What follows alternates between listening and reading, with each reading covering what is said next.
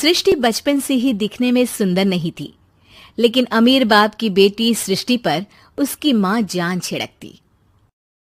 मेरी बेटी कितनी प्यारी है, भगवान सबको सृष्टि जैसी बेटी दे।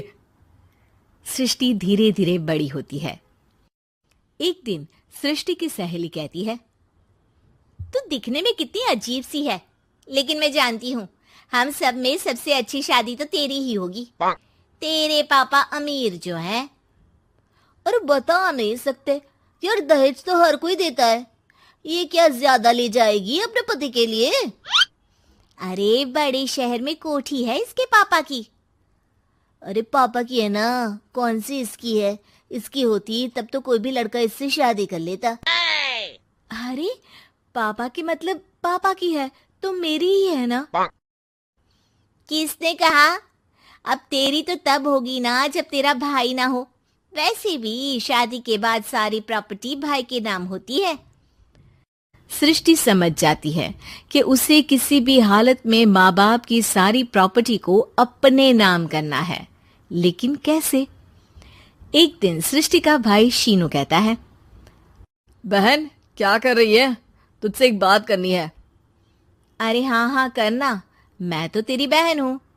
बहन मेरी लाइफ में ना एक लड़की है, बहुत अच्छी है। मैं सोच रहा हूँ माँ और पापा से बात करूँ शादी के लिए। सृष्टि को समझ में आ जाता है कि भाई की शादी होते ही भाभी उसे एक दिन भी घर में बर्दाश्त नहीं करेगी। क्या बात है भाई, बताना कौन है वो? यार वो बहुत अच्छी लड़की है, पढ़ी लिखी है, मेरे साथ जॉब भी करती है। बस एक प्रॉब्लम है। प्रॉब्लम?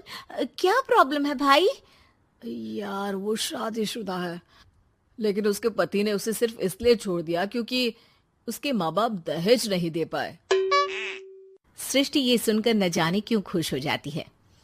अरे भाई तो क्या हुआ, लड़की तुझे तो पसंद है ना? शीनू को लगता है कि बहन उसे समझ रही है। वो इस बात से अनजान होता है कि उसकी बहन की मंशा पूरा घर हड़पने की है। सृष्टि अपनी माँ से कहती है, मम्मी मुझे तो बहुत चिंता है। पता है शीनू क्या कर रहा है? अरे क्या कर रहा है? वो तो काम पर जाता है और वापस घर आता है। नहीं ना माँ, वो यही तो नहीं कर रहा, बाकी सब कर रहा है। आपको पता है उससे प्यार है, और वो भी एक शादीशुदा लड़की से। ये क्या हो गया? मैं सोसाइटी में क्या मुंह दिखाऊंगी? अरे तेरे पापा तो यही कहेंगे कि मैंने ही उसे बिगाड़ दिया है। माँ देखो, मेरी बात मानो, पापा पर भी विश्वास करने की जरूरत नहीं है। अब आप ही बताओ, पापा इतनी देर घर के बाहर रहते हैं क्यों? बोलो। अरे बेटा वो तो नौकरी करते हैं ना। तू बहुत भोली है माँ। पापा का ऑफिस तो 7 बजे खत्म हो जाता है, लेकिन देखो कितनी देर से आते हैं। अरे नहीं नहीं बेटा, ऐसी कोई बात नहीं है। सृष्टि माँ को एक औरत से बात करते पिता की फोटो दिखाती है। देखो माँ कैसे हैं पापा। मैं ना कहती थी कि पापा सही नहीं है। मैं तेरे पापा से बात करूंगी, दे फोटो मुझे। ओ माँ, वो तो डिलीट हो गई। लेकिन चल, तूने तो देख लिया ना। पापा से बाद में बात कर लेना, और हाँ मेरा नाम बिल्कुल मत लेना। हाँ माँ। अब क्या था, सृष्टि के माँ और पिता के बीच झगड़ा होना शुरू हो जाता है। सृष्टि के मन में क्या चल रहा था कोई नहीं जानता था। एक दिन, माँ सृष्टि के लिए एक लड़का देखा है, वो लोग शाम को उसे देखने आने वाले हैं। और हाँ माँ, एक खुशखबरी, मैं और पापा मिलकर एक नया बिजनेस ट्राई कर रहे हैं। शाम को लड़का आता है, सांवले रंग का। सृष्टि को तो बिल्कुल भी पसंद नहीं आता। लड़की की माँ कहती है, लड़की का चेहरा तो कोई खास नहीं, लेकिन अगर मेरे बेटे को आप लोग सेटल कर दें तो मैं उसकी शादी आपकी बेटी से करवा दूं। सृष्टि को लड़का बिल्कुल पसंद नहीं था। उसे भाई पर गुस्सा आ जाता है।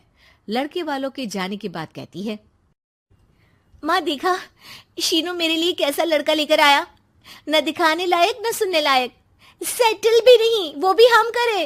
अरे माँ, मैं जानती हूँ ये मेरी शादी किसी भी घर में क्यों करवाना चाहता है। अरे कैसी बात कर रही है बहन, तूने तो देखा ना, लड़के को मैंने ही मना कर दिया तुझसे शादी के लिए। जिसने लड़का बताया था उसने उसकी बहुत तारीफ की थी। बात आई गई हो जाती है, लेकिन सृष्टि का मन शांत नहीं होता। क्या करूं, कुछ समझ में नहीं आ रहा। मेरी शादी हो गई तो ये लोग पूरी प्रॉपर्टी शीनू के नाम कर देंगे, मेरे हाथ तो कुछ लगेगा ही नहीं। तभी सृष्टि को आइडिया आता है। वो किसी वकील को फोन करती है। जी देखिए, अगर आपके मम्मी पापा का तलाक हो जाता है तो आपके पिता की आधी प्रॉपर्टी आपकी माँ के नाम हो जाएगी, फिर उसे वो किसी को भी दे सकती है। सृष्टि अब माँ को बेटे के खिलाफ भरती है। माँ, शीनू पर नजर रखा करो, वो जिस लड़की के प्यार में है ना वो शादीशुदा है। यहाँ आएगी, सारा पैसा, रुपया, जमीन, जायदाद सब हड़प लेगी। पापा का भी हाल तुमसे छुपा नहीं है। ऐसा ना हो कि मैं और आप एक दिन सड़क पर भीख मांगे। हे भगवान, मैं तो जीते जी मर जाऊंगी अगर ऐसा हो गया तो। ऐसा हो गया नहीं माँ, ऐसा ही होगा। अभी समय है, आगे का सोच लो। मैं तो कहती हूँ पापा से आधी प्रॉपर्टी लेकर अलग हो जाओ। पापा की आधी प्रॉपर्टी भी हम लोगों को अगर मिल जाती है ना तो अगले 7 जन्म सफल समझो। बेचारी माँ बेटी के कहने पर पति से तलाक लेकर अलग हो जाती है। सृष्टि अब पैसों से गाड़ी और अपने दूसरे महंगे शौक पूरे करने लगी। उसके दोस्त भी उसके पैसे इस्तेमाल करते। सृष्टि, कल तुम कहाँ थी? मैं सारा दिन घर पर अकेली थी। तो मैं क्या करूं? मैंने ठेका तो नहीं लिया है ना तुम्हें संभालने का। माँ को सृष्टि से ये उम्मीद नहीं थी। वो बैठकर रोने लगती है। वहीं उसका पति यानी कि सृष्टि के पिता आ जाते हैं। मैं जानता था कि तुम्हारा यही हाल होगा, तो आपने मुझे रोका क्यों नहीं? मैं रोकता तो तुम रुकती क्या?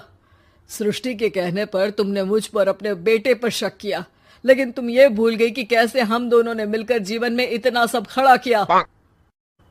माँ पति के गले लग जाती है। मुझे माफ कर दीजिए, मैंने आपकी कमाई का एक बड़ा हिस्सा गवा दिया। कोई बात नहीं, तुम साथ हो तो मैं ऐसी 7 प्रॉपर्टी खड़ी कर दूंगा। तभी वहां सृष्टि आ जाती है रोते हुए। माँ, मयंक ने मुझे छोड़ दिया। वो बोल रहा था जब तक मेरे पास पैसे थे तब तक ही वो मेरे साथ था। पापा, माँ, मुझे माफ कर दीजिए।